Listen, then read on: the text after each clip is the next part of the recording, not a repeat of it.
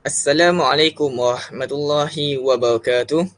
Pada hari ini, kumpulan saya akan membentangkan kerja khusus tugasan 1 PKPK di mana tugasan ini bertentangkan tentang keusahawanan. Kumpulan saya terdiri daripada 2 orang sahaja, iaitu saya sendiri, Azim, dan rakan saya iaitu Hazim. Sekarang produk yang kami pilih dalam tugasan 1 ini bagi projek keusahawanan adalah daging arnab perap. Mula-mula sekali kita akan pergi kepada proses pemasaran. Dalam proses pemasaran ni terdapat pelbagai perkara lah yang kita perlu titik beratkan, macam pengumus di sini merupakan perkara penting dalam proses pemasaran ataupun kaedah pemasaran yang perlu kita ketahui sebelum kita memasarkannya kepada orang ramai. Iaitu yang pertama, kita pergi kepada aspek fizikal, iaitu premis perniagaan dan lokasi yang sesuai untuk kita memulakan pemasaran lah. Lepas tu yang kedua iaitu aspek proses, iaitu proses penghasilan produk dengan kos minimum. Dan yang ketiga adalah orang, iaitu pemilihan individu yang sesuai dalam berurusan dengan pelanggan. Dan yang keempat adalah tempat, iaitu pemilihan tempat produk untuk dibeli oleh pelanggan. Yang kelima adalah promosi, iaitu pemilihan masa dan kadar promosi pasaran. Yang keenam pula adalah produk, iaitu pemilihan ciri-ciri produk untuk menarik perhatian pelanggan, iaitu dari segi bentuk, warna dan saiz produk. Yang ketujuh adalah harga, iaitu penetapan harga sesuatu produk yang kita pasarkan. Sekarang kita pergi kepada aspek fizikal terlebih dahulu. Iaitu kalau dari segi aspek fizikal ni, ia lebih kepada susunan fizikal lah dalam sesuatu kedai kita tu. Contohnya macam keadaan susunan meja dan sebagainya. Suasana fizikal seperti macam lokasi perniagaan akan memberi impak lah, mana untuk mendapatkan perhatian pelanggan. Dan susun atau dalaman bagi sesuatu perniagaan runcit. Contohnya macam kawasan kedai kita tu luas ataupun sempit. Kalau luas, ia lebih menarik seri lah untuk pelanggan datang tu. Lagi di mana ia memberi kedesaan bagi kepada pelanggan kita tu untuk membeli belah. Dan yang kedua adalah pemilihan aksesori. Dalam kedai kita tu mestilah kita letakkan aksesori macam televisyen, radio dan sebagainya lah bagi menaikkan suasana dalaman kedai tu.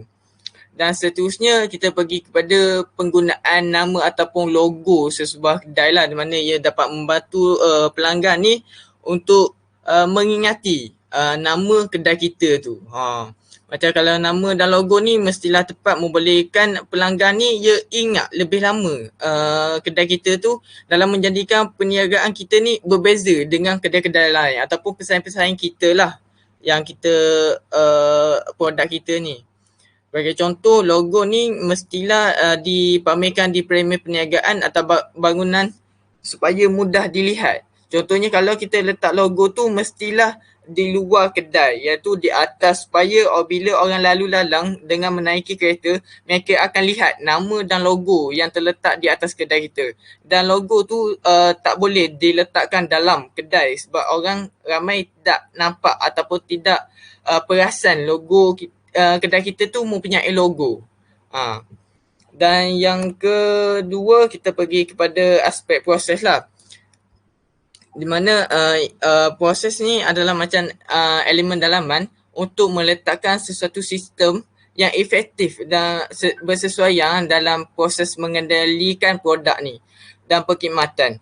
Okey, hasil yang diperoleh ni akan dapat meningkatkan produk dan produktiviti kita.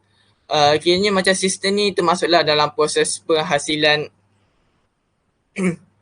macam proses penghasilan sehingga kepada pengurusan pertanyaan dan maklum balas pelanggan lah. Macam sesebuah perniagaan yang baik ni, ia menggunakan prosedur pengoperasian standard SOP ni dalam menjalankan tugas tertentu. Di mana SOP ni ialah arahan lah, langkah demi langkah atau manual sebagai panduan dan menguruskan produk dan perkhidmatan kita ni. Okey, contoh kita pergi kepada contoh dulu kalau macam kita nak tempah bilik hotel, kiranya mesti ada dua kaedah, iaitu dari segi laman web dan secara fizikal kita bertemu secara bersua muka. Kalau dari segi laman web ni, kita kena type dalam internet dan cari link untuk pergi kepada proses pertanyaan dengan pelayan dalam hotel lah. Lepas kita dapat call ataupun macam mana dalam talian tu, lepas tu pengurusan hotel ni akan membuat pengurusan lah, macam tempahan kepada pelanggan tu. Selepas settle semua tarikh, nombor bilik dan sebagainya, bila nak masuk apa-apa macam tu, lepas tu barulah ia membuat pengesahan kepada pelanggan melalui telefon. Selepas pelanggan mendapat panggilan tersebut, barulah ia dikatakan telah disahkan, dan kemudiannya bolehlah pelanggan tersebut pergi ke hotel untuk dudukilah. Kalau bagi konsep produk kami, iaitu produk arnab, daging arnab perap, kami akan menggunakan kaedah yang sama, iaitu melalui laman web dan bersua muka. Kalau dari segi laman web ni, perkhidmatan secara atas talian melalui nombor telefon.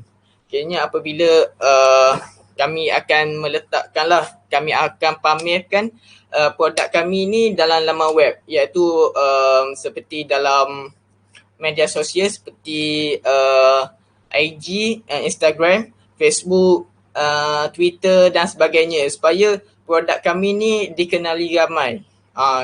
Dalam pemasaran dalam media sosial tu, kami akan sertakan link laman web kedai kami ataupun produk kami, dan seterusnya kami juga akan sertakan nombor telefon kedai kami supaya memudahkan urusan membeli belah lah, berurus niaga. Selepas mereka pergi kepada dalam talian nombor telefon, ia akan pergi kepada proses pengurusan terlebih dahulu, iaitu antara pelayan dengan pelanggan. Untuk pelayan tu membuat tempahan. Apabila ia membuat tempahan tu, ia akan bertanyakan tentang berapa kilo yang mereka nak, bila mereka akan ambil dan berapa harga untuk tempahan tersebut dan sebagainya lah. Selepas mereka membuat urusan pertanyaan dan sebagainya, pelayan mereka akan pergi kepada aspek pengesahan, iaitu pelayan akan memaklumkan kepada bos ataupun dan pembekal. Apabila mereka mendapatkan semua tempahan tersebut, mereka akan pergi tanya terlebih dahulu kepada bos dan pembekal mereka untuk berurusan, di mana mereka nak tahu cukup atau tidak bekalan produk mereka untuk dibagikan kepada pelanggan tersebut. Sekiranya cukup, okey, dan disahkan, maka dapatlah tempahan tersebut dilunaskan. Okey, itu bagi laman web. Dan seterusnya kita pergi kepada aspek bersemuka, iaitu perkhidmatan secara fizikal di restoran, di mana pelanggan ni dapat pergi terus ataupun direct terus kepada pergi kepada kedai kami ataupun tempat yang kami jual produk tu. Kiranya apabila mereka sampai dalam kedai kami tu, mereka akan tetap pergi kepada aspek pengurusan, iaitu antara pelanggan dan pelayan untuk membuat tempahan. Apabila mereka membuat tempahan tu, mereka akan tanyalah berapa yang mereka nak dan harga dan sebagainya. Dan kemudian pelayan tersebut akan pergi membuat pengesahan, iaitu melihat pada kuantiti produk dan dijual kepada pelanggan. Iaitu pelayan akan tetap pergi tanya pembekal di kedai yang mereka pekerja tu sama ada bekalan untuk dijual adalah cukup atau tidak. Kiranya kalau kurang tapi pelayan tetap bagi menjual dengan kuantiti banyak, kiranya kedai tersebut tidak mempunyai stok untuk berjual secara bersemuka-muka. Kira macam kedai tu kena tutup lah untuk hari tu bagi memberi tempahan terhadap pelanggan yang ingin secara beku, makanan secara beku tu. Itu untuk proses. Sekarang kita pergi kepada orang. Orang ni macam mana? Macam tanggapan pertama ataupun bekalan. Macam orang ni lebih kepada pelayan. Pelayan yang melayani pelanggan dalam urusan membeli belah. Okay, bagi menarik perhatian pelanggan ni, semua pekerja kita ni, pekerja kami yang ingin menjual produk ni, mestilah memainkan peranan lah bagi memberi kepercayaan, keyakinan, jaminan supaya pelanggan tu ia membeli produk dan perkhidmatan yang ditawarkan oleh kami ni. Kiranya sikap mereka, sikap pelayan ataupun pekerja kami ni mestilah suka bergaul lah, mesra dan pandai bergaul. Mereka kena sentiasa berfikiran terbuka bagi membolehkan mereka memberi kepercayaan untuk pelanggan ni membeli produk kami. Kiranya macam, marilah beli produk kami ni sedap. Produk kami ni meletakkan banyak bahan mentah, rempah ratus bagi menaikkan rasa berbanding dengan produk lain. Lebih kurang macam tu. Kiranya ia memberi kepercayaan kepada pelanggan untuk membeli produk kami berbanding dengan produk orang lain. Kiranya sebagai kita bos, untuk melatih, kita ni mestilah melatih lah, memberi kemahiran yang diperlukan untuk pekerja kami supaya mereka memahami objektif kedai kami, produk perkhidmatan kita lah yang kita sediakan ni.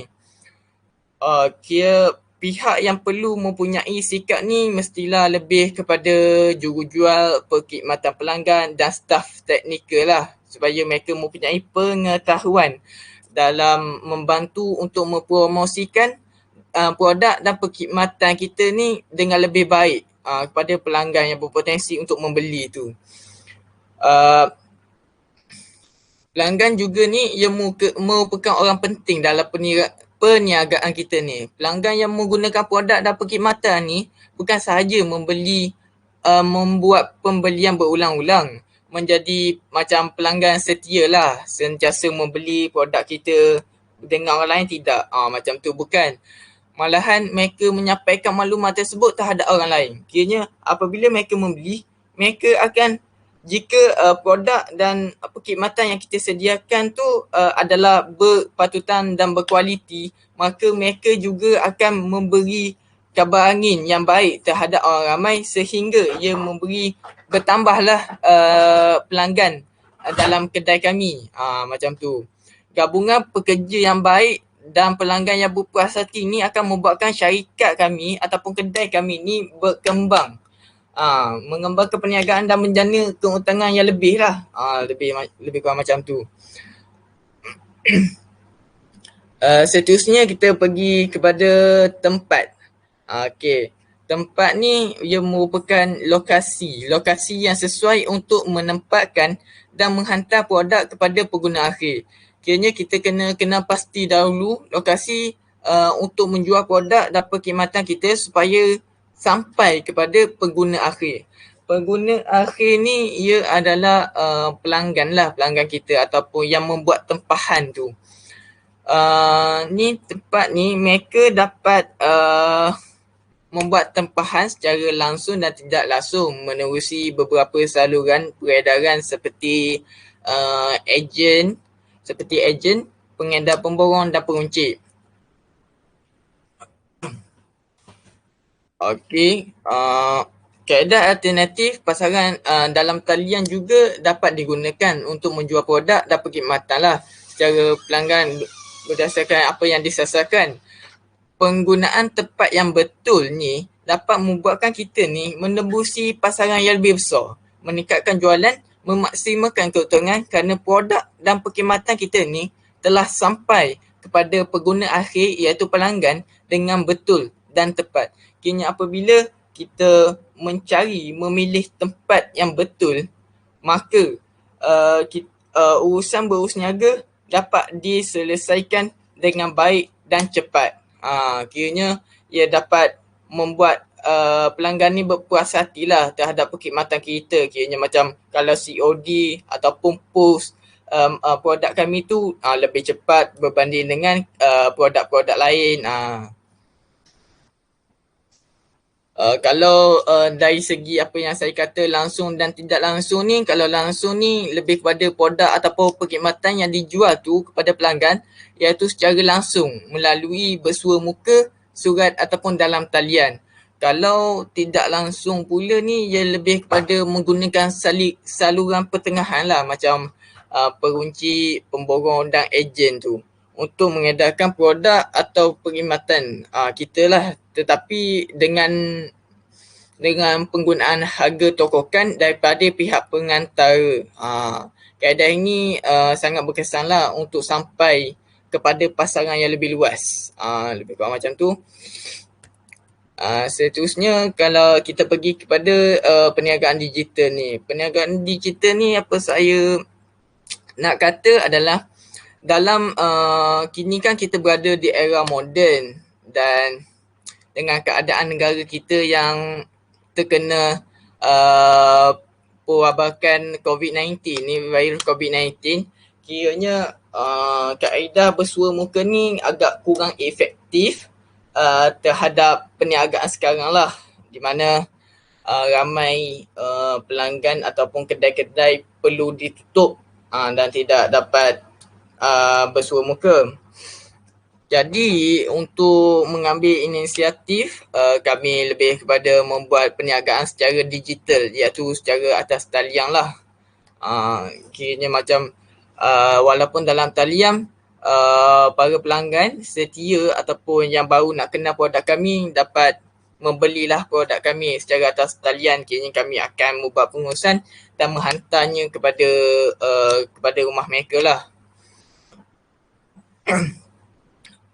Okey, pemasaran digital ni, takrifan dia adalah sebagai aktiviti promosi untuk produk atau jenama melalui aplikasi elektronik. Fungsinya macam medium pertukaran maklumat lah produk, perkhidmatan dan kepada pelanggan. Selain itu, usahawan ni boleh menggunakan kaedah ini untuk membina dan mengenal hubungan bersama pelanggan. Okey, pemasaran digital ni ia lebih kepada cost efektif daripada kaedah pemasaran konvensional, iaitu bersua muka ni. Dari segi kita jualan yang berkurangan, boleh diukur, memberi lebih kemudahan serta mencapai hasil yang disasarkan lah. Pemasaran digital ni kini dan pada masa hadapan akan lebih bermatlamat untuk menghasilkan jualan kepada pengguna internet. Kini cara paling mudah untuk kita ni untuk menjual talian, kiranya kita perlu mencipta satu jaringan pemasaran ataupun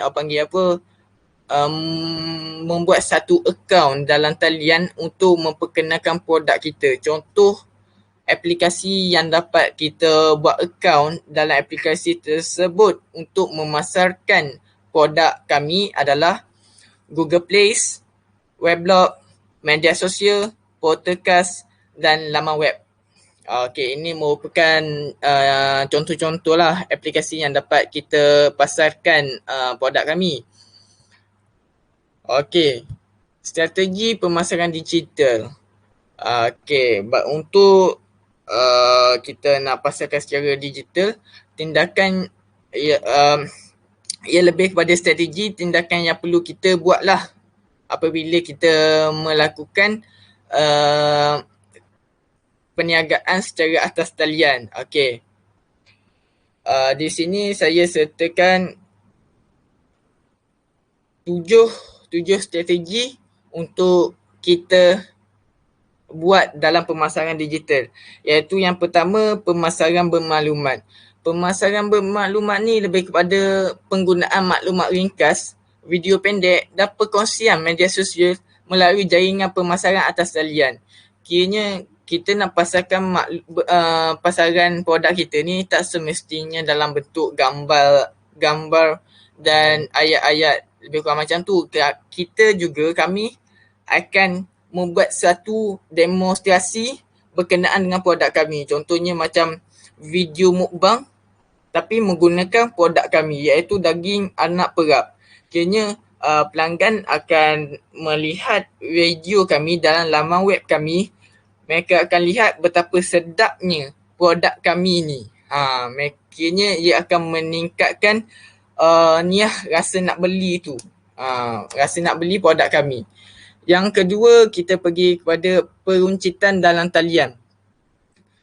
Peruncitan dalam talian ni ia lebih kepada memulakan kedai atas talian supaya pelanggan ni ia boleh membeli barangan atau mendapatkan perkhidmatan kita ni melalui internet. Macam tu. Kiranya kita buat satu talian dalam internet lah supaya memudahkan pelanggan ni untuk membeli barangan kita tu secara atas talian. Yang ketiga adalah aplikasi mudah alih. Aplikasi mudah alih ni macam menciptakan aplikasi mudah alih supaya pengguna boleh memuat turun ke dalam telefon pintar dan gadget mereka. Contohnya sekarang kita boleh tengok kepada aplikasi Shopee, Lazada dan sebagainya, di mana mereka mempunyai aplikasi mudah alih mereka sendiri. Kiranya kedai Shopee dan Lazada ni dapat kita download dalam App Store dan Play Store untuk pergi direct terus kepada kedai mereka. Kami juga akan melakukan sedemikianlah bagi memudahkan pelanggan dan meningkatkan kepuashatian mereka terhadap perkhidmatan yang kami sediakan terhadap produk kami. Okey. Seterusnya kita pergi kepada saluran media sosial. Saluran media sosial ni lebih kepada membina sebuah profil perniagaan atas talian di dalam media sosial, di mana kami perlu bertindak secara aktif dan berinteraksi bersama pelanggan bagi mempromosikan dan memberikan pengetahuan tentang produk dan perkhidmatan kami. Macam tu. Kami membuat satu saluran, kami pun membuat menceritakanlah apa-apa berkenaan ciri-ciri produk kami, dan sekiranya mereka mempunyai soalan yang ingin diajukan, mereka dapat ajukan di situ dan kemudiannya kami akan menjawablah pertanyaan tersebut bagi memberi keyakinan terhadap mereka untuk membeli produk kami. Seterusnya kita pergi kepada pemasaran email. Pemasaran email ni ia lebih kepada penggunaan mesej bergrafik untuk menyampaikan maklumat tentang produk dan perkhidmatan kita ni kepada pengguna melalui email. Tapi ia agak kurang lah sebab sekarang orang lebih kepada media sosial berbanding email. Okey, seterusnya kita pergi kepada perkataan yang menarik perhatian. Di mana kami akan menggunakan perkataan atau frasa unik lah berkaitan dengan produk kami ni. Dan seterusnya, akhir sekali kita pergi kepada laman web mesra pengguna. Okey, di mana cipta laman web, kami akan menciptakan laman web yang responsif dan mesra pengguna lah supaya pelanggan ni boleh mengakses melalui komputer dan gadget mereka lah, di mana kami akan menggunakan nama domain yang mudah diingati, mana kedai kami tu kami ciptakan satu nama yang mudah dan hebat lah nama kedai kami tu, lebih kurang macam tu. Dan seterusnya kita pergi kepada aspek promosi. kita akan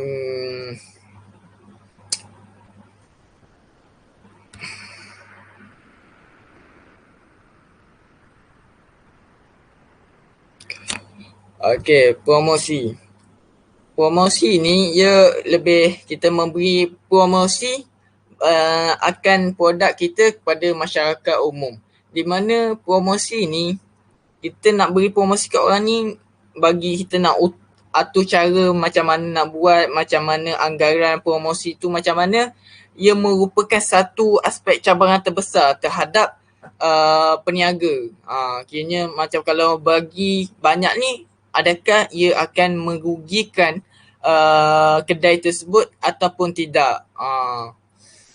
Di mana promosi ni dapat ditarifkan kepada aktiviti lah, macam satu aktiviti di mana dapat meningkatkan kesedaran pelanggan terhadap produk kami ataupun sesuatu jenama yang kami keluarkan untuk menjana jualan dan juga membina kesetiaan terhadap mereka, iaitu pelanggan terhadap produk kami ataupun kedai kami lah.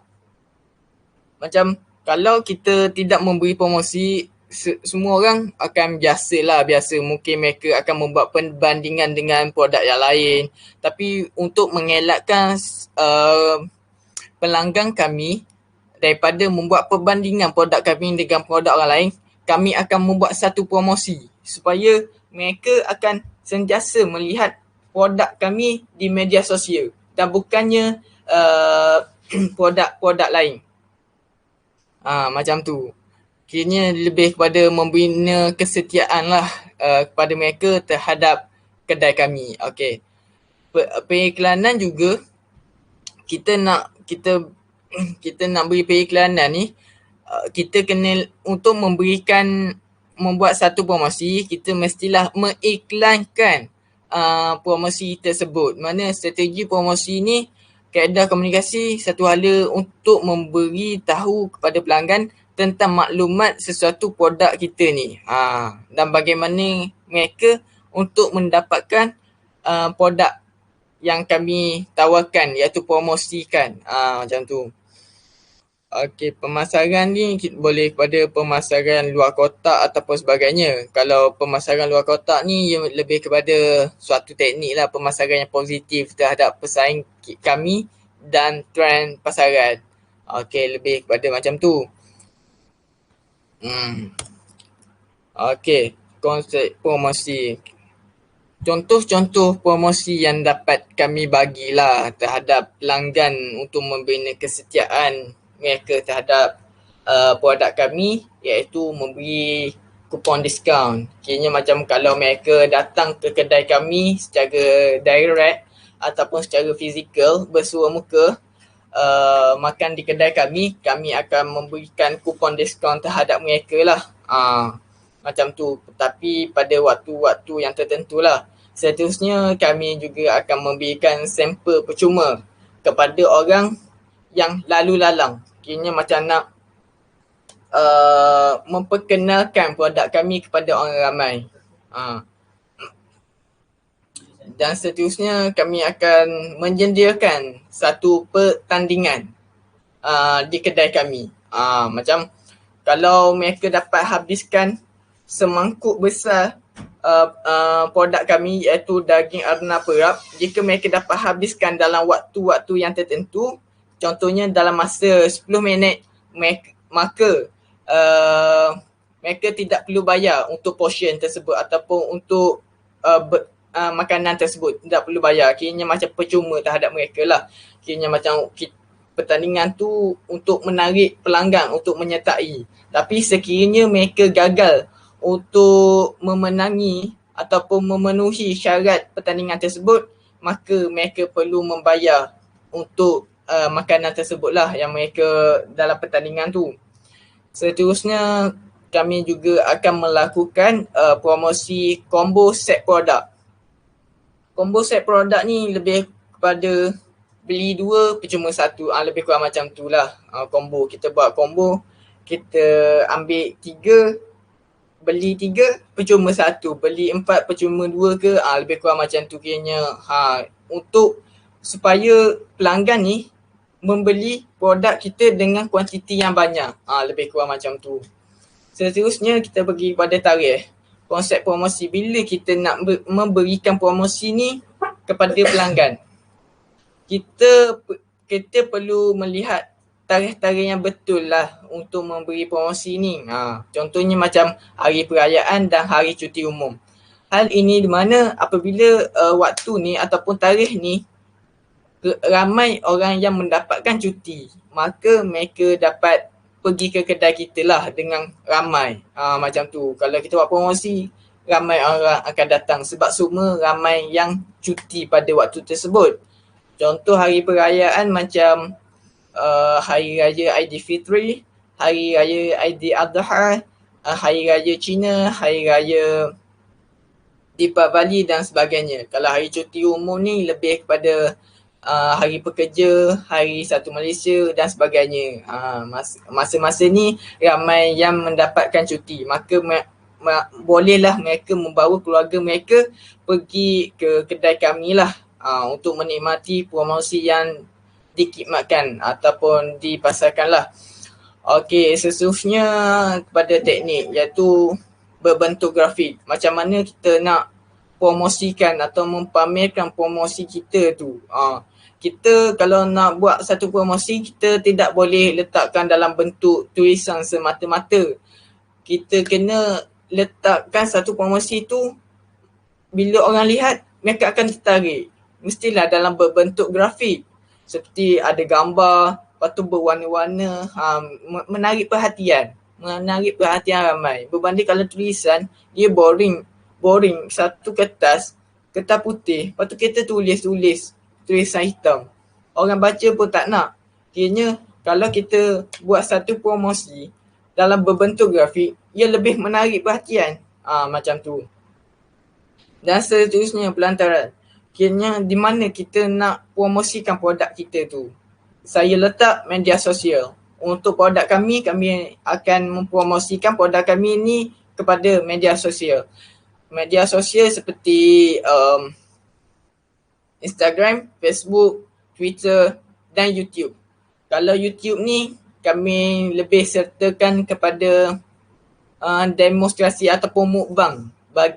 Tapi guna produk kami. Macam tu. Kalau untuk IG, Facebook dan Twitter lebih kepada berbentuk grafik lah. Promosi yang berbentuk grafik. Macam tu. Ini merupakan contoh poster promosi yang kami akan pamerkan lah. Di mana kami akan letakkan dalam media sosial bagi meningkatkan jualan produk kami. Kiranya kami letak di sini promosi 50% daripada harga kami.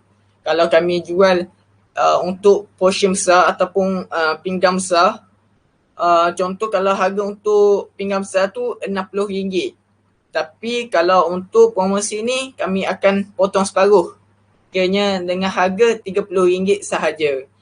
Kalau mereka membuat tempahan daripada rumah mereka dan kedai kami juga akan memberikan free delivery lah, di mana kami akan COD ataupun menghantar rapat ke tangga rumah mereka secara percuma. Mereka hanya perlu membayar harga makanan saja dan bukannya harga penghantaran makanan. Okey, seterusnya kita pergi kepada produk.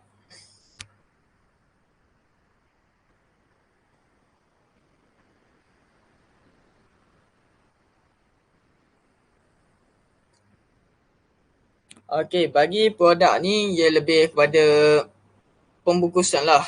Pembungkusan di mana ia sangat penting. Kalau produk ni perkhidmatan yang ditawarkan hendaklah menarik perhatian pelanggan lah dan bakal pelanggan kita ni.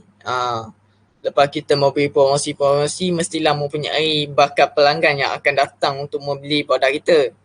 Jadi kita perlu menyediakan satu pembungkusan yang menarik lah untuk mereka supaya mereka ingat produk kita ni macam mana, bentuk macam mana dan sebagainya. Okey, untuk dalam aspek pembungkusan, ia sangat penting tau. Bagi tujuan di mana tujuan utama pembungkusan ni ia lebih kepada melindungi produk kita tu daripada rosak ataupun dari segi masuk angin dan sebagainya lah, sehingga ia membiarkan mikroorganisma dalam makanan kita tu kiranya rosak dan tak boleh dimakan lah, jadi makanan beracun pula. Okay. Kalau ciri-ciri produk ni, pembungkusan yang sesuai untuk kita ni, dia lebih kepada kaedah pembukaan. Kaedah yang kami gunakan untuk produk kami adalah kaedah pembungkusan ampagas, iaitu macam produk kami yang atas tadi, lebih kepada bentuk macam ni lah.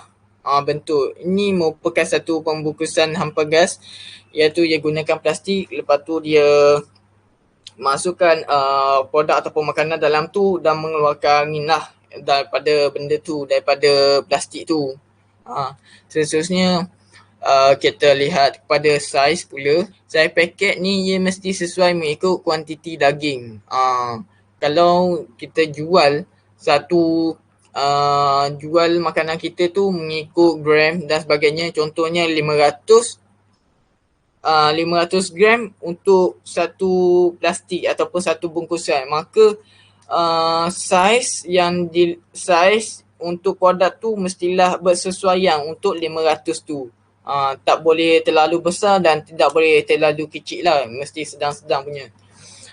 Okey, warna yang digunakan bagi produk kami adalah warna hitam dan kuning seperti yang di atas, hitam dan kuning. Ia lebih elegan lah untuk produk kami, untuk menarik perhatian pelanggan. Okey, bentuk yang digunakan adalah bentuk petak dan plastik, macam tu.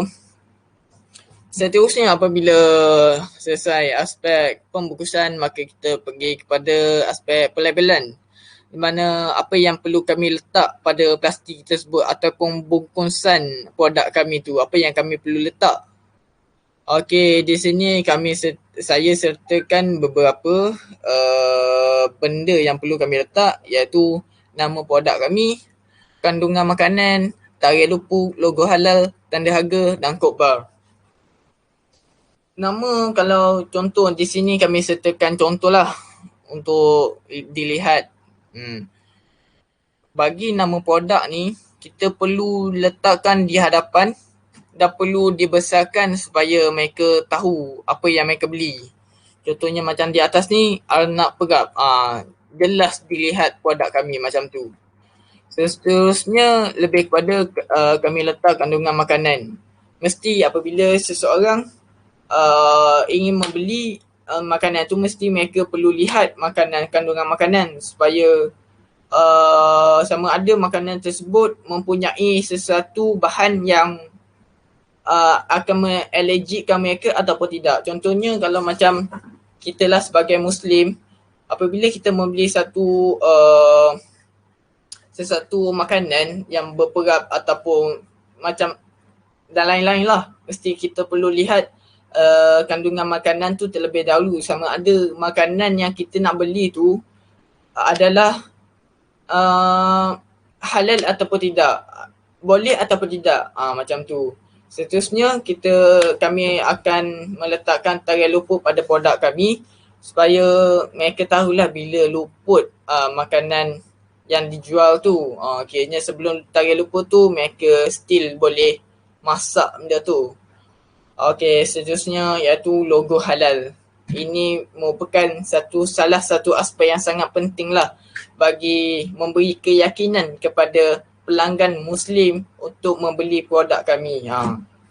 Mostly semua produk makanan memang kena ada logo halal. Okey. Seterusnya tanda harga. Okey, tanda harga ni macam biasa, berapa mereka dapat mengetahui berapa harga produk kami tanpa perlu bertanya pekerja di dalam kedai lah. Macam tu. Seterusnya kod bar. Kod bar ni kami letak bagi memudahkan urusan berjual beli. Mana bagi pekerja kami, pekerja yang dekat kaunter tu mudah untuk cek harga tu untuk membuat pembayaran. Lebih kurang macam tu. Set- Seterusnya kita akan pergi kepada aspek harga. Aspek harga ni ada 4 sebenarnya, iaitu tambah kos, permintaan, harga tambah kos, harga permintaan, harga kompetitif, harga tokokan. Bagi untuk harga tambah kos ni, ia lebih sering digunakan dalam kedai lah, produk-produk dan sebagainya, ia lebih sering digunakan. Okey, bagi permintaan pula, harga permintaan ni dia macam ditentukan oleh kombinasi jumlah dan keuntungan. Macam produk biasanya dijual mengikut saluran yang berbeza pada harga yang berbeza yang ditentukan oleh permintaan. Sebagai contoh, pengunci, rantaian diskaun, pemborong atau pemasar dalam talian langsung. Macam tu. Jumlah pembelian besar akan mendapatkan harga runci yang rendah. Contohnya, kalau harga runci kalau ia jual untuk 1 unit, contoh kita letak harga 100.5 untuk harga runcit. Lepas tu kita lihat pula pada harga dalam talian, dia letak harga 140. Lepas tu kalau kita nak jual tu, nak letak berapa? Kita letak bawah sikit, iaitu harga, contoh kalau harga borong kita letak kalau harga borong kita letak 130. Kiranya apabila pelanggan membuat cek-cek kan, yang mana yang paling murah, yang mana paling mahal, mestilah yang paling murah adalah harga borong, iaitu harga 30. 130. Macam tu. Mereka lebih kepada harga borong lah berbanding dengan harga runcit. Seterusnya kita pergi kepada harga kompetitif. Harga kompetitif ni ia lebih kepada, ia digunakanlah apabila harga pasaran ni untuk sesuatu produk telah ditetapkan. Maksudnya apabila seseorang peniaga menjual satu produk tu, satu barangan tersebut mengikut harga pasaran yang telah ditetapkan. Di mana kaedah ni digunakan jika terdapat pihak yang menguasai pasaran sesuatu syarikat tu yang lebih kecil terpaksa mengikut harga tersebut. Kiranya untuk peniaga-peniaga kecil ni perlu mengikut harga yang ditetapkan oleh syarikat yang lebih besar. Macam tu. Untuk kekal kompetitif, kita ni seseorang peniaga yang menggunakan harga kompetitif ni dapat menetapkan harga yang sedikit tinggi lah, tetapi diiringi dengan perkhidmatan tambahan. Kalau kita nak letak, contoh kalau seseorang tu menggunakan harga kompetitif, mana harga yang telah ditetapkan, kalau mereka nak menaikkan harga barangan tersebut, mereka perlu menyediakan beberapa perkhidmatan tambahan lah, macam tu. Contoh macam kalau mereka nak jual satu harga produk mereka tu RM30 untuk produk mereka yang jual tu. Kiranya untuk mendapatkan harga yang sedikit tinggi, mereka perlu menyediakan perkhidmatan COD. Kiranya mereka akan dapat duit untuk perhantaran lah. Macam tu. Kiranya macam bolehlah RM35 bagi untuk satu produk. Macam tu lah. Seterusnya kita pergi kepada harga tokokan. Harga tokokan ni macam cara peringatan harga tokokan ni dengan menambah suatu jumlah kepada kos produk, dan juga harga ni perlu dibayar oleh pelanggan.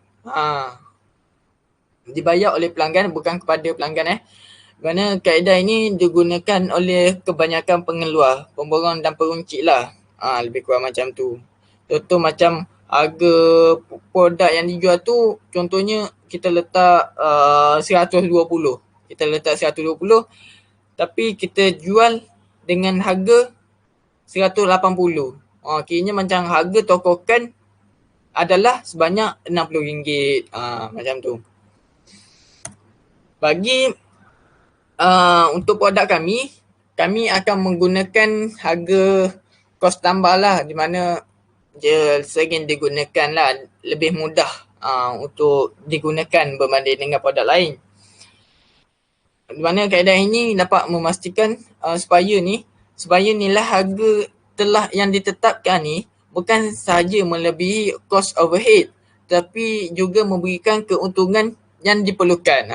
Sekiranya cost overhead kita ni, kami yang menjual produk ni tidak tepat, kemungkinan keuntungan kami yang peroleh ni, keuntungan yang diperoleh oleh kami akan rendah lah. Okey. Okey. Ini merupakan contoh pengiraan untuk produk kami. Okey, di mana dengan menggunakan harga kos tambah, di mana harga produk yang kami jual berdasarkan harga daging, harga rempah dan sebagainya, kami letak RM32. Lepas tu kami tambah pula dengan kos pekerja kami, iaitu kami letak RM15. Lepas tu kita tambah lagi dengan harga overhead kami. Kami letak RM20. Sesungguhnya kiranya jumlah keseluruhan produk untuk membuat satu produk tu adalah sebanyak RM67.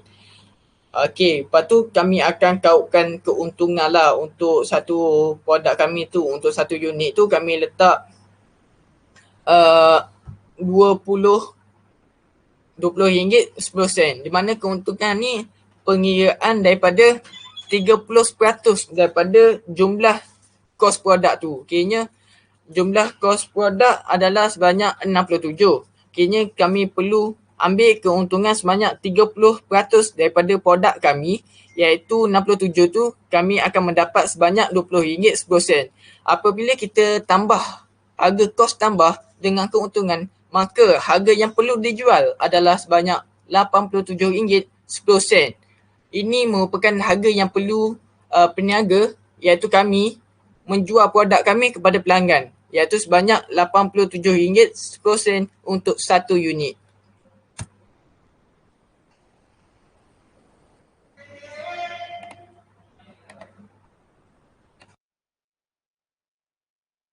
Seterusnya saya akan serahkan kepada kawan saya iaitu Hazim untuk meneruskan perbentangan.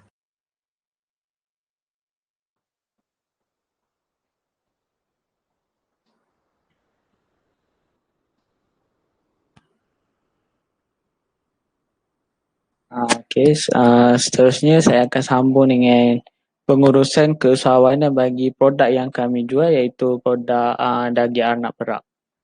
Slide seterusnya. Okay, dalam pengurusan keusahawanan kami, terdapat beberapa asas untuk pengurusan kos yang baik. Yang pertama, kami mengenal pasti kos-kos dalam setiap projek. Okay, seperti yang dapat dilihat sebentar tadi, kami ada menunjukkan kos-kos yang kami guna seperti kos overhead, kos pekerja, kos bahan dan sebagainya. Okay, yang kedua, kami akan memastikan setiap perbelanjaan dan pembelian mendapat kelulusan. Okay, setiap pembelian daripada produk kami ni, setiap pembelian seperti rempah ratus, bahan-bahan daging dan sebagainya, kami akan pastikan ia mendapat kelulusan.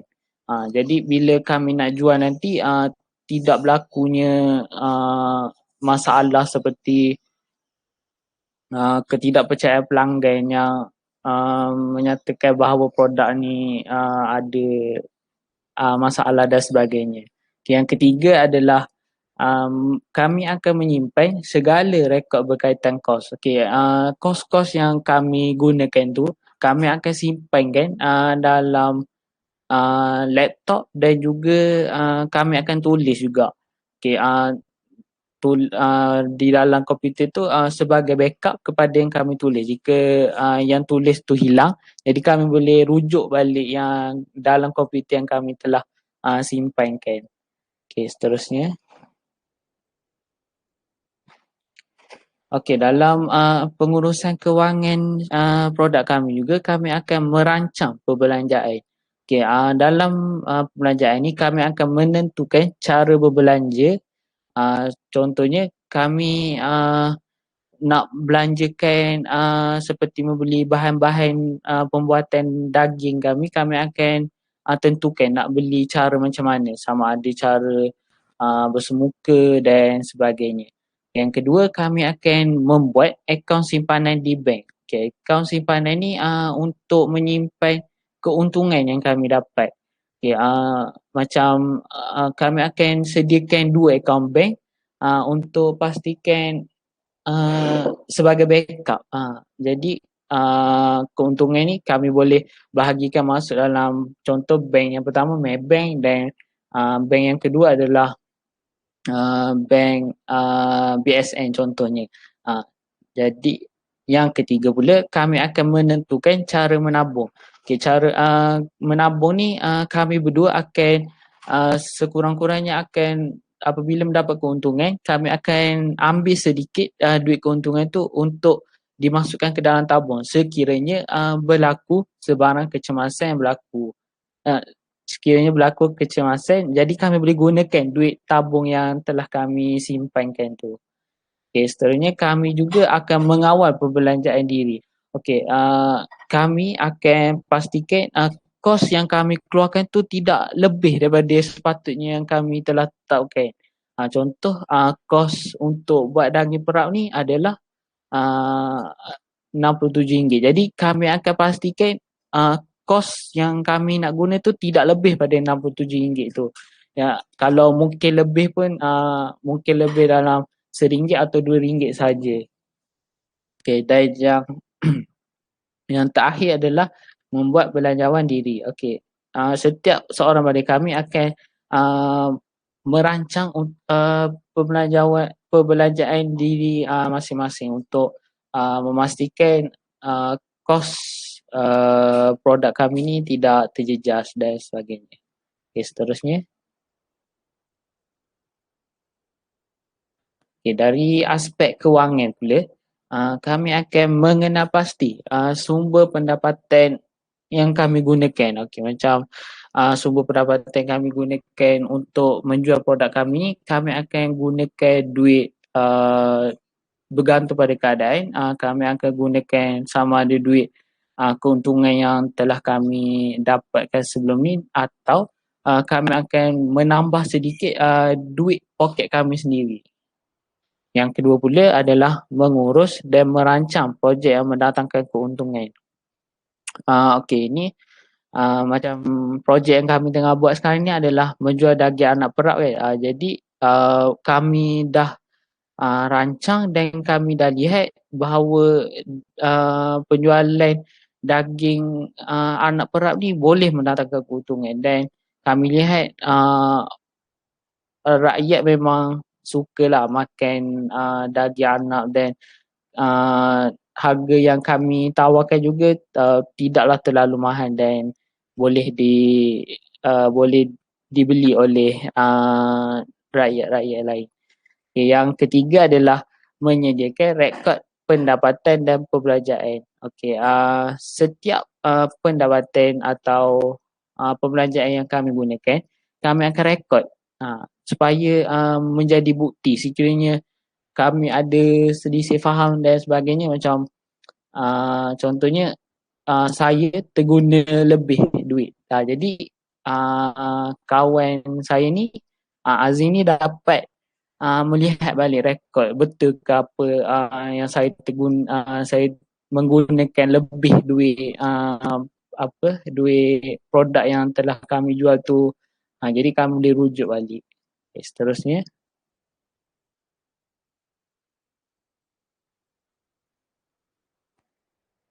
Slide seterusnya. Okay, dalam pengurusan juga kami ada dari segi perkhidmatan. Yang pertama, kami akan membuat pendekatan syarikat untuk membina hubungan baik dengan pelanggan. Okay, pendekatan yang kami gunakan contohnya kalau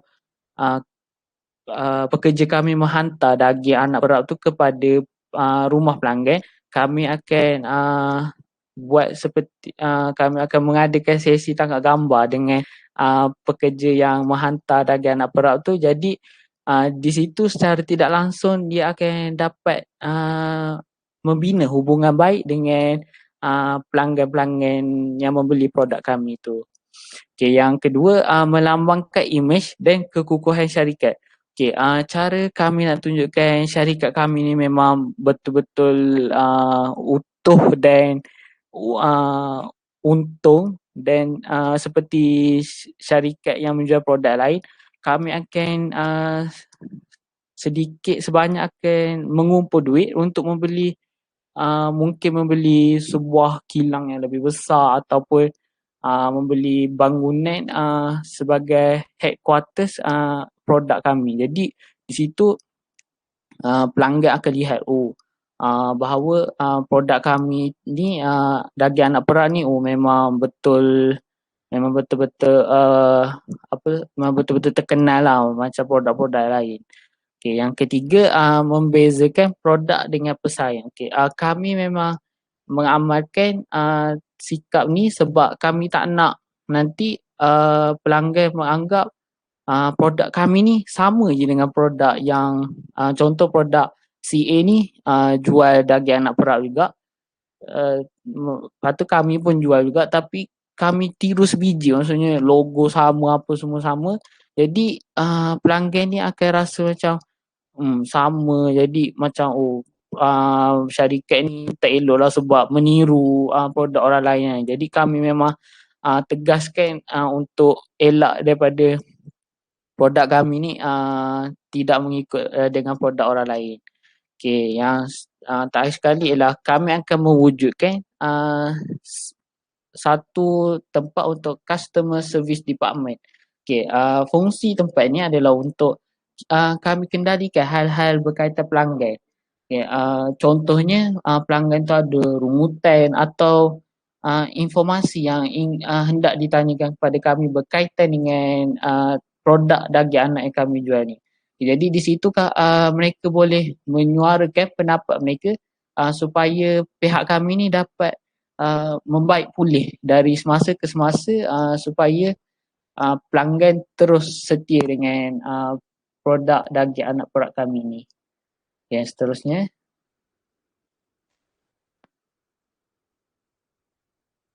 Okey, dari segi pembangunan produk baharu pula, kami ada juga membuat perancangan untuk mewujudkan produk baharu sebab kami nak tarik pelanggan kami. Kami tidak mahu menjual satu produk saja. Jadi nanti lama-kelamaan pelanggan akan berasa bosan. Jadi dalam pembangunan produk baharu ni kami dah rancang untuk mewujudkan produk yang baharu. Produk yang baharu yang telah kami rancangkan untuk adakan adalah mungkin sate anak frozen supaya pelanggan tak perlu lagi keluar untuk pergi ke kedai beli beli sate kan. Jadi kat rumah pun dia orang boleh bakar sate kalau kami bawa keluarkan produk sate anak frozen ni. Okay, yang seterusnya kami akan membaik pulih produk yang lama. Okay, membaik pulih contohnya daging anak perak kami yang sebelum ni rasanya mungkin terlalu masin ataupun bila sampai tu daging anak tu macam dah nak basi ke apa ke. Jadi kami kat situ kami akan slow-slow kami akan baiki satu persatu masalah yang terdapat dalam produk yang lama tu. Okay, yang ketiga kami akan membeli syarikat yang telah mempunyai produk yang berjaya. Okay. Hal ni adalah untuk menunjukkan bahawa syarikat kami ni memang utuh dan boleh dan merupakan produk yang sangat terkenal. Jadi kami akan beli contoh syarikat daging anak perap yang CA ni dah mungkin mau bankrupt ke apa ke, jadi kami ni yang syarikat kami ni yang mempunyai duit yang lebih ni, kami akan beli syarikat tersebut untuk menambahkan lagi cawangan syarikat kami. Yang terakhir adalah menawarkan promosi yang lebih berbaloi. Contohnya sebelum ni mungkin pelanggan hanya mendapatkan diskaun percuma apabila membeli produk kami secara walk-in. Tetapi dalam produk baru ni mungkin kami akan tawarkan promosi, contoh beli 2 dapat promosi 50% macam tu. Jadi secara tak langsung pelanggan akan tertarik untuk membeli produk kami ini. Okay, slide seterusnya. Slide seterusnya. Okey, dalam keusahawanan kami ada amalkan etika-etika yang perlu dipatuhi oleh pekerja kami dan juga kami sendiri. Okey, kita lihat pada etika-etika tersebut. Slide seterusnya. Okey, kita lihat dulu pada definisi etika keusahawanan. Okey, definisinya ialah ia merupakan nilai yang merangkumi peraturan dalam sesuatu aktiviti keusahawanan. Okey. Dalam berjual beli pasti ada peraturan. Okey. Jadi etika ni membantu kami dan pekerja-pekerja kami untuk patuhinya daripada melakukan sebarang kesalahan. Yang kedua, ia juga merupakan piawaian perlakuan atau nilai moral yang diterima umum oleh masyarakat, agama dan negara berkaitan aktiviti keusahawanan. Yang ketiga, ia digunakan untuk menilai tingkah laku yang wajar atau tidak wajar dilakukan dalam perhubungan dengan pihak lain. Ini adalah maksud kepada etika keusahawanan. Slide seterusnya.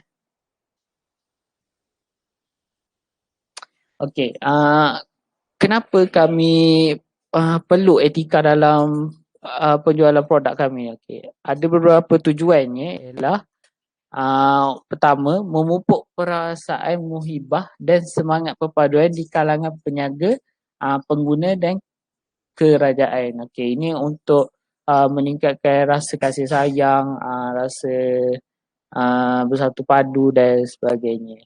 Okay, yang kedua, untuk memupuk perasaan bertanggungjawab moral dan sosial terhadap masyarakat ketika mengendalikan perniagaan. Okay, ini adalah untuk mengawal sikap peniaga-peniaga ni daripada melakukan perkara yang tak elok. Macam contohnya menipu, makan riba. Jadi etika ni membantu peniaga-peniaga ni daripada terhalang daripada melakukan perkara tersebut. Yang ketiga adalah mendorong usahawan mengamalkan prinsip perniagaan yang jujur, berhemah tinggi dan mengikut peraturan. Okey, ini adalah tujuan etika dalam keusahawanan yang kami selalu terapkan dalam kehidupan seharian sebagai peniaga. Okey, seterusnya. Okey, jika dapat dilihat terdapat beberapa etika dalam keusahawanan. Seperti dapat dilihat ni ada 4. Okay. Pertama, kita ada etika terhadap pelanggan. Kedua, etika terhadap pesaing. Etika terhadap pekerja dan etika terhadap alas sekitar. Okay, kita akan lihat satu persatu. Slide seterusnya.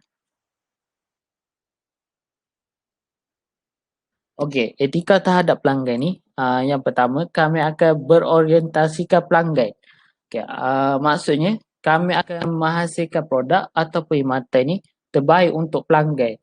Maksudnya, setiap produk yang kami hasilkan ni memang untuk mendatangkan faedah kepada pelanggan. Contoh, produk lagi anak produk kami ni untuk memberikan rasa kenyang kepada pelanggan dan mungkin memudahkan hari-hari mereka untuk daripada keluar membeli daging anak di luar dan sebagainya. Okay, kami juga akan menjaga kualiti dan tidak menipu dalam urusan jual beli. Okay, ini memang kami tegaskan dalam perniagaan kami supaya rating penjualan kami ni tidak jatuh. Okay, yang ketiga, kami akan memberitahu pelanggan maklumat yang betul mengenai produk. Okay, perkara ini memang kami akan tegaskan juga pada pekerja-pekerja kami untuk beritahu perkara yang betul saja mengenai produk kami seperti harga produk, kandungan dan cara penghantaran dan sebagainya supaya pelanggan ni tak berasa keliru. Yang kedua, kami mengamalkan sikap pelanggan ni adalah raja. Sebabnya kami menganggap pelanggan sentiasa betul. Setiap kata-kata atau rungutan yang kami terima tu kami anggap memang betul apa yang pelanggan kami lalui tu dengan apa yang mereka rasa terhadap produk kami tu. Yang kedua, kami tak akan abaikan permintaan atau cadangan pelanggan. Setiap permintaan atau cadangan yang mereka utarakan tu kami akan insyaAllah kami akan uh, ikut. Kami akan terapkan pada produk kami tu. Dan yang ketiga, rungutan pelanggan perlulah diberi perhatian segera.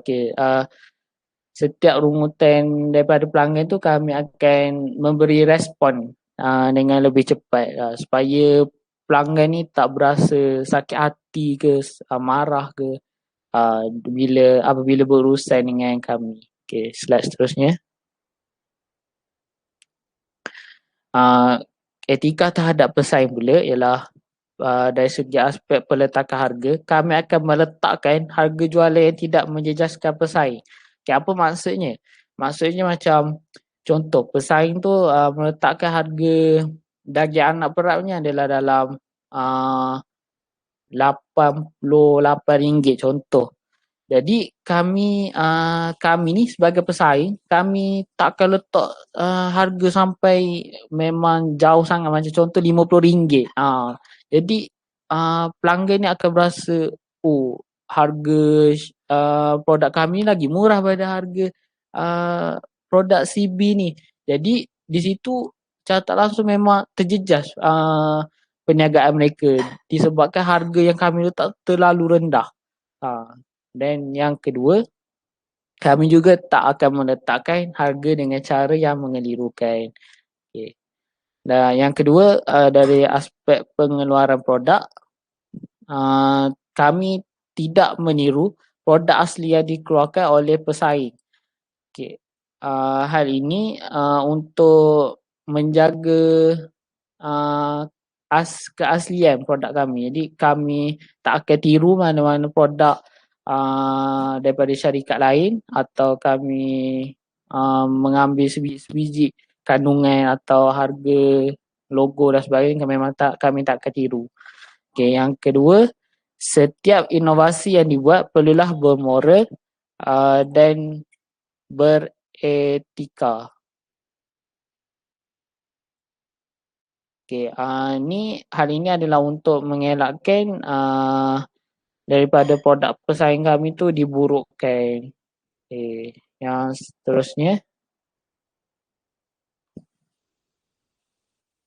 Yang ketiga, dari segi strategi pemasaran, kami tak akan membuat promosi yang sehingga menjejaskan imej dan keuntungan pesaing. Kami tak akan buatlah promosi yang boleh menjejaskan pesaing. Macam contohnya beli 2 promosi sehingga 80%, kami tak akan buat sebegitu.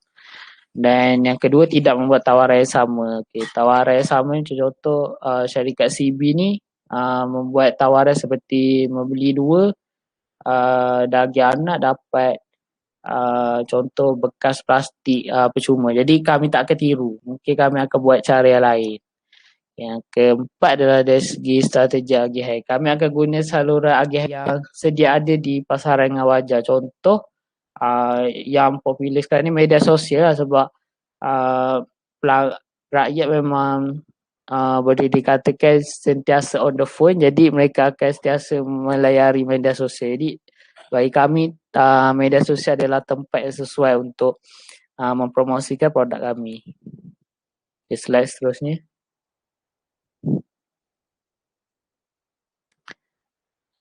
Slide seterusnya. Okey, etika terhadap pembekal. Kami juga menerapkan etika ni terhadap pembekal yang kami sentiasa kontak. Yang pertama dari segi pembayaran. Kami akan menjelaskan bayaran mengikut perjanjian dah ditetapkan. Contoh, kami ada membuat perjanjian dengan pembekal kami dalam bahagian rempah ratus. Contohnya harga yang kami tetapkan adalah dalam dalam 200 ke berapa ratus ringgit, jadi kami akan ikut harga yang dah kami tetapkan itu. Jadi pembekal ni mungkin akan setia lah dengan kami dan percaya dengan kami. Yang kedua adalah menepati janji. Okey. Dalam aspek ni kami akan sentiasa jujur semasa berurusan dengan pembekal. Okey. Kami memang akan sentiasa bercakap terus terang dengan pembekal. Contohnya kami nak rempah ratus ni sebanyak berapa gram dan berapa gram, jadi kami memang jujur. Jadi kami tak menipu pada pembekal tersebut. Yang seterusnya, slide seterusnya. Okay, yang terakhir sekali adalah etika terhadap pekerja.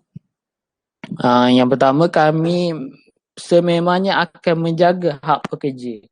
Okay, apa hak-hak pekerja kami? Yang pertama, caruman pertubuhan keselamatan sosial atau lebih dikenali sebagai Perkeso. Okay, Perkeso ni adalah seperti insurans yang memastikan keselamatan pekerja. Okay, jika pekerja ada masalah dari segi perubatan ataupun mereka mengalami kemalangan, jadi kami akan pastikan Perkeso ni ada pada setiap pekerja. Okay, yang kedua adalah caruman kumpulan wang simpanan atau KWSP. Okay. KWSP ni mereka akan dapat apabila mereka pencen. Terberhenti mereka pencen, nanti mereka akan dapat KWSP sebanyak 100,000 ke macam tu. Jadi kami memang jaga hak ni. Okay, yang ketiga, cuti tahunan. Jadi mereka juga berhak untuk ambil cuti. Contoh seperti cuti hari raya. Jadi syarikat kami pun kami akan tutup pada waktu tu. Jadi kami akan beri cuti pada pekerja-pekerja kami juga. Yang aspek terakhir ialah perubatan. Perubatan ni contoh apabila pekerja kami mengalami kemalangan, sakit atau kemalangan tu sehingga menjejaskan pekerjaan mereka, jadi syarikat kami ni akan membantu sedikit sebanyak dari segi perubatan pekerja kami. Yang kedua adalah menjaga kebajikan pekerja. Okey, kami juga akan menyediakan kemudahan pengangkutan dan penginapan. Contohnya kepada warga asing yang bekerja di syarikat kami ni, contohnya mereka tidak mempunyai tempat penginapan yang sesuai, sukar untuk mencari tempat penginapan, jadi kami akan sediakan satu tempat tu untuk pekerja warga asing kami tu tinggal di situ. Dan kami juga akan sediakan mungkin dalam beberapa buah kereta untuk mereka pergi keluar untuk mencari mencari barang keperluan mereka dan sebagainya.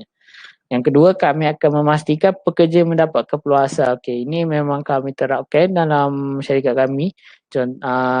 Kami akan memberi waktu rehat dan kami akan beri mungkin kadang-kadang memberi makanan percuma kepada mereka dan keperluan-keperluan asal lain lah yang perlu untuk mereka. Dan yang terakhir adalah mewujudkan hubungan baik dengan pekerja. Okey, kami sebagai bos kepada syarikat ni, kami mungkin akan turun lihat cara mereka buat kerja, mungkin dalam sejam ke 2 jam waktu kerja kami akan tengok masa, kami akan turun dan bersembang dengan mereka, tanya khabar mereka, tanya hal-hal lain berkaitan mereka lah. Jadi kat situ kami ni dah mewujudkan hubungan yang rapat lah dengan pekerja. Jadi taklah pekerja menganggap kami ni sentiasa duduk di office je, tak pernah pun lihat kami ni bekerja di bahagian pengurusan ni. Jadi itu saja berkaitan dengan etika dalam keusahawanan. Okay, sekian. Terima kasih.